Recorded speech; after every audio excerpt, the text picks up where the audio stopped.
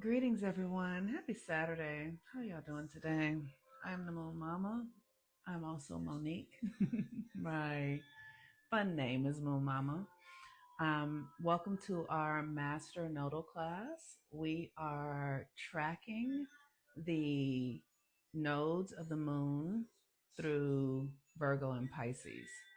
The nodes, wherever the nodes are for the nodes stay in one place for 18 months, and wherever those nodes are is where we will be having eclipses for the next 18 months. We have eclipse season every 6 months, so we will have 3 cycles of eclipses in Pisces and Virgo.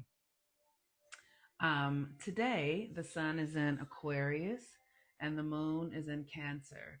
So this is a very particular energy that really allows us, we've been doing this work now almost a month. And so this is an opportunity. Every time the moon comes into Cancer, it's about our ability to anchor ourselves within, right? Cancer is home inside of yourself.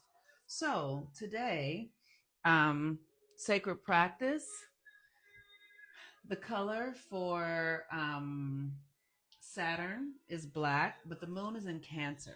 So I'm actually not going to use a black candle. I'm going to use a white candle or a blue candle because the moon is in Cancer and we are following the cycle of the moon through the nodes through the cycle of the moon.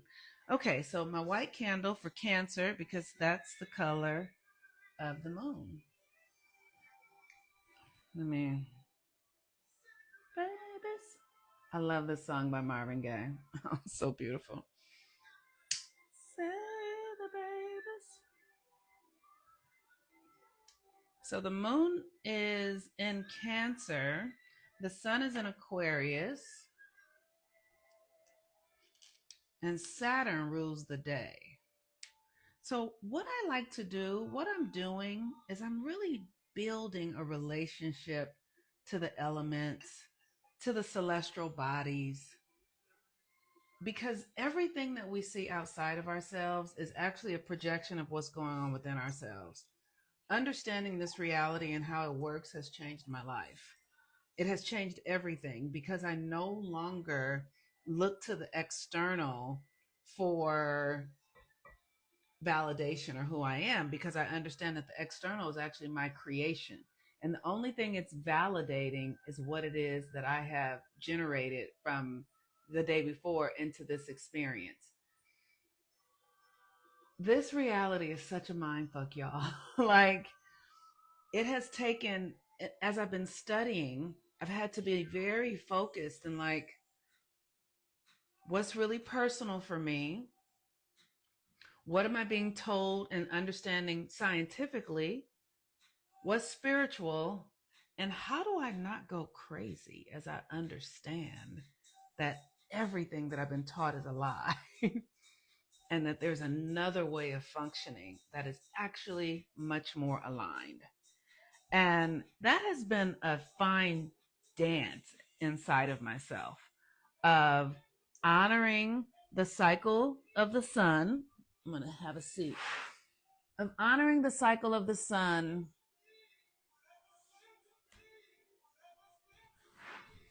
of honoring the cycles of the sun while also simultaneously honoring the cycle of the moon. The sun is the masculine, what we express externally. The moon is what we feel. So I have had to really understand more of what I feel because the moon reflects the light of the sun, meaning my inner world. And if I have power in my inner world, over my inner world, mastery of it, then I can project the sun from within me because the moon is only reflecting the light of the sun. Oh, I hope I'm making sense what I'm saying. Okay. What I'm really trying to say is that the sun is the masculine and the moon is the feminine. The feminine doesn't have any light of her own. So when the sun brings in the light, then as a woman, I get to get clear about what's going on inside of me, and whatever it is I'm feeling will be projected out. that's why you when they say things like women will take what a man gives her and make it into something else, right? It's understanding how we really function. So when I was younger and I didn't understand this stuff, I would just be looking out in the world and feeling like I didn't belong and like I was in danger and like I was separate and things were out to get me. And so that's what I would project in my life because I was taking my cues from the external rather than taking my cues from the internal. The thing that's important as women, it is important that we understand how we're made. And something as simple as that we have an entry point in our bodies. We have a vagina. It takes in information and brings something out. That's beyond semen and children. That is information. That is feelings. That's like a brain for us. So what we feel about ourselves gets held in our wombs. And then as we move through the cycle, what we are holding in our wombs about ourselves, what we believe, comes into physical experience. This is the work of the sun and the moon within you. Y'all, and here's the thing, learning it has freed me. It has also isolated me in some ways because I'm so clear that I'm in a world where people, for the most part, don't understand that that's the way it works. So I I feel very much like a foreigner because I'm like, oh, what? Because I see the things that people are doing, and I'm like, oh, they don't understand that that's them. They think that that's separate. They don't understand that that's karma. They think that that's something that's just happening now. They don't understand that that's the dynamic going on internally within them and it's just showing up this out here. They don't get that. And so I've always known this stuff, but I've had to reconcile within myself my environment, the people I'm with, my own willingness to be courageous, my own willingness to be vulnerable, my own willingness to shut the fuck up and just be like, just because you see it doesn't mean you need to say anything about it. My willingness to trust that just like I have a God inside of me that's leading me, everyone else does too. And if I can know the divine within me, just me knowing it within me will activate it within others just by me being myself. I don't have to do anything or request that anybody else be different. I just need to be true to who I am. So, with the sun in Aquarius, you all remember the moon is always reflecting the light of the sun, and the sun is in Aquarius. And the sun is in Aquarius at a Pluto degree today, which is the 20th degree. And it's inviting us, it's asking us to, what does it feel like to be at home in your authentic self? What does it feel like for you to be authentically yourself and feel at home in your body, where you are not looking for external validation, where you are not looking for approval, where you are actually being willing to be yourself at all cost? And one of the things that, I've been doing, I've been working with a coach lately, and he was asking me, like, name some people that you admire. And it was tough because the people that came up were, I'm going to say this out loud. Like Trump was one of the people that came up for me. Trump, the Queen of England who recently died, and Malcolm X. Those were the three people. And Trump, because he is committed to his narrative and his story no matter the resistance. It doesn't matter that everyone is like, that's wrong, you're crazy. He is committed to it, which means that he has some deep internal function that allows him to stay the course in the face of profound resistance. I want that for myself. I want to be able to live from what I know to be true, that this world is an energetic based system. We're creating it from the inside out. And I want to live and know that no matter what everyone else says, to the degree that I'm willing to really live in the understanding that I am creating racism. You know, the things that I don't like, right? I'm creating these things because I'm against myself in some way. Those experiences are projections of my internal reality. I know that that is the way that this reality works. I know that if I'm in a relationship with somebody who's unfaithful to me, it's because I am being unfaithful to myself. I know that if I am in experiences with somebody who is lying to me, or who is stealing in some way, it is because I am doing those things within myself and they must outpicture. And I am not willing to allow myself to be convinced of anything else other than the truth, even though it looks like we're separate and somebody's doing something to me. I know that I am generating the reality.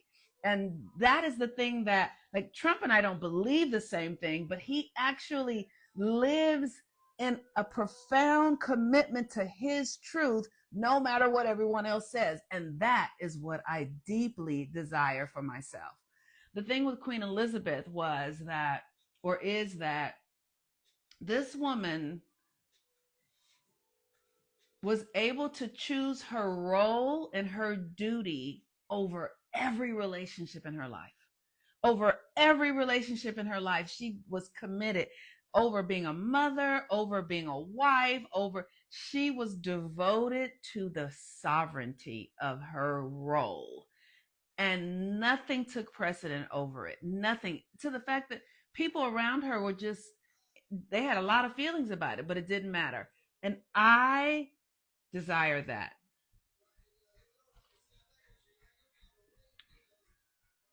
I desire to be devoted to what I'm up to and what I'm here to do and be over anything else in my life. No relationship takes precedent over who I'm here to be. And if that includes relationships, those relationships, I'm going to fight for them. I'm going to protect them because they are a part of what I am here to be and do. But anything that would take me away from what I'm here to do, it has to go. All right?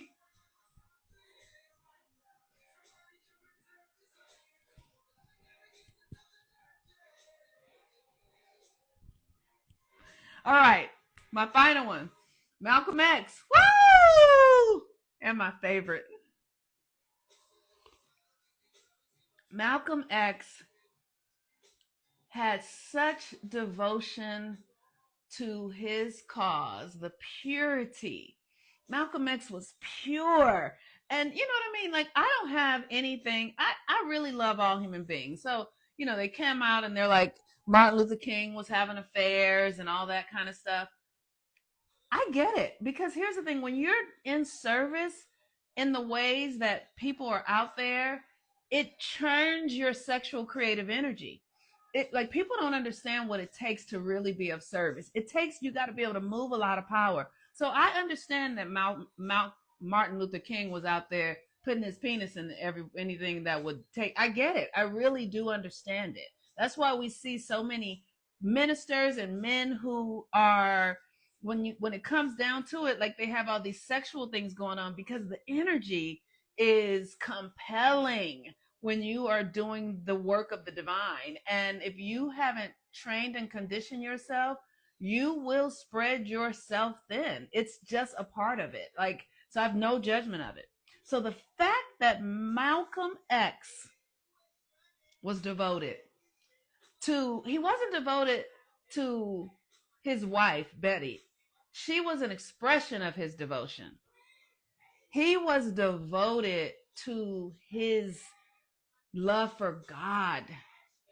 And that is admirable. Like, he was devoted to like, there was just a purity of, like, integrity and focus. And I think he was an Aquarius. Like, I think maybe only an Aquarius could do that. Like, I don't even know that I'm capable of that. I don't even know that I'm capable. I don't know that I have that in me, but I'm going to try. Okay. I'm going to give it all I got because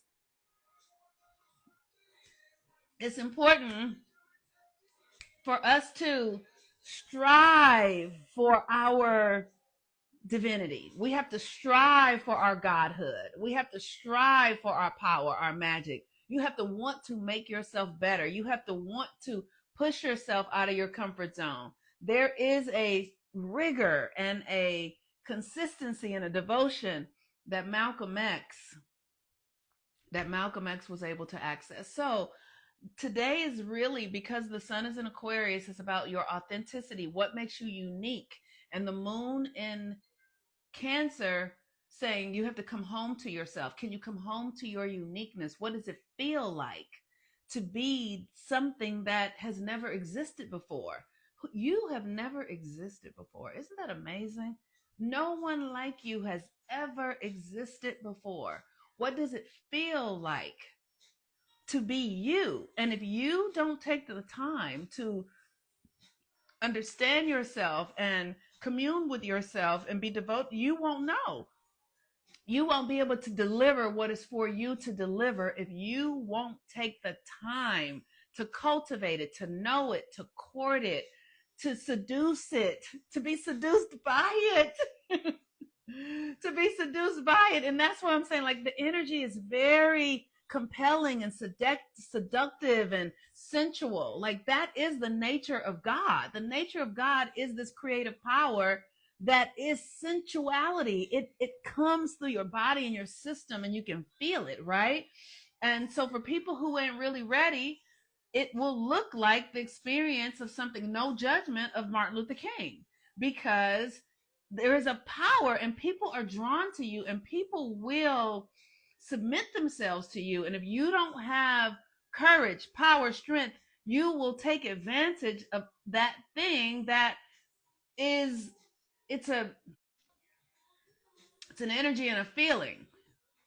But if you are doing your work and your devotion and you're purifying yourself, it will increase your power without you sharing it in ways that ultimately have you losing force. That's what it is. It's about, are you gaining force or losing force? And Martin and Malcolm, he just gained force. You know what I'm saying? And it's force in a way that, because all of it serves. I really don't want to have any judgment on this. I don't even want to have any preferences. I'm not there yet because I can hear myself still doing it inside of, in this conversation. But what I'm asking myself is, what's really true for me? What is really true for me? And I'm using these people as opportunities to see what energy is available to me to actually ride on. What tide can I ride up, right? And it's not about, it's not about the act of being sensual with others, or it's not about that. It's about being devoted to what you're up to. And do you own the emotions or do the emotions own you? It's very fucking subtle. It's very subtle. Are you a slave to your feelings or are your feelings serving you? That's the difference right there. And sometimes our feelings serve us, you know, like as I read people's natal charts and I understand some of us have interesting sexual energy. And I have not read Martin Luther King's chart, but some people need to express themselves sexually. Like, we have an idea about humans and monogamy. Humans are not naturally monogamous. That it's not who we are naturally. To be monogamous means that you only have intercourse with one person. We might have intercourse with one person at a time. You might have intercourse with one person for 20 years, all your life. You might have intercourse with one person for 10 years and then intercourse with another person for 15 years. that means you're not monogamous, right? So if you only have one lifetime of one partner, that is monogamy, and humans are not naturally monogamous. So when we understand our own sexual codes, our own central sexual energy, and how it's meant to function, then you can use it correctly. And that correctly might mean that you have 12 partners. It's different for everyone. Like, but you have a code and you have to understand your code. So this is not about morality and right and wrong. What I'm saying about Malcolm X is that he understood his code. He understood his code. It could be true that Martin Luther King understood his code too. His code could have been a same in a similar way, that he had to have intercourse more, because it's not the way we think of it. It's not good or bad in the way that we think of it. It really is about how your energy needs to function in order for you to flourish. Okay, so the nodes today are at the 28th degree, and the 28th degree is a degree that is ruled by Cancer. So today is truly a day about feeling. So spend the day asking, what does this feel like? What does it feel like? What does it feel like for me to, if you're with somebody and you're talking, check in while you're listening to them, go, what does it feel like to be with them? Do they feel open hearted? Do they feel, tense? Do you feel stressed? Like, what do you feel? Uh, if you're out, just feel like, what does it feel like? And when do you feel excited? When do you feel sad? Do you feel depressed? Do you feel contracted? Do you feel resistance? What is it that you feel? And these questions will begin to support you in, like, lowering yourself into your body, right? Because, and Cancer rules the breast. Cancer also rules the stomach. Whenever the moon is in Taurus and in Cancer, I tend to eat the most. Like, literally, it's like my diet just goes. Oh my goodness, are you a double Cancer? Yes. I do. I find like with the Cancer energy, girl, I be eating my ass off. It drives me nuts. Like, literally, when the moon was in Taurus a couple of days ago, I made tacos and ate like 5 tacos every day. Then that congested me, and so then the tacos gave me constipation, and then I had to really work that out. And now the moon is in Cancer, and it also has a tendency to stir up my appetite. I need comfort. It's like I'm like craving comfort, and so then the comfort becomes emotionally eating, right? But this is the same thing with sex or alcohol or anything. Like, why am I behaving this way? What's underneath the desire? What is it that I'm really desiring? What am I really wanting right now? Besides the food, where am I looking for nourishment? Is there some nourishment that I need? Is there some nutrition that my body, my soul, my spirit, right? So these are the kind of questions. What nurtures me? With Cancer, what gives me safety? What makes me feel safe and secure? What gives me a sense of feeling like all is well? And you explore these questions. And when I first started asking myself, what makes me feel safe and secure? The answer was always money. Money, money. What would make you money? What would make you money? How about what would make you money? What about this money? Everything for me was money. Everything, the answer was always money. And then I started to realize, like, how I behaved with money. I was like, well, whenever I get money, then I'm like, I'm off to the stores, I'm off to the, like, and it's like, oh, so I feel safe and secure when I have this feeling that I can just be unlimited out in the world. Like, that's what it was. It was like, oh, an unlimitedness. Oh, okay. So I really like to feel unlimited. I like to feel boundless. Yes, I like to feel freedom, right? I like to feel freedom, right? And so how can I feel that without money? how can that freedom be exercised in me without money in ways are that that are that are beyond money? What does that feel like beyond money, right? Because money can, because what I like I money is great, and I money is great, and I really appreciate it, and I love it when it's in abundance, and it's often in abundance, and I always have what I need. That's always the case. But where is my freedom and my expansion beyond money? Because here's the thing, money is an external thing, and the power is inside of us. This work is to help us go inside of yourself. So, what I realized was that money was about this external thing. What's the deep internal feeling of security that's not based in anything external? And that is where the real power is.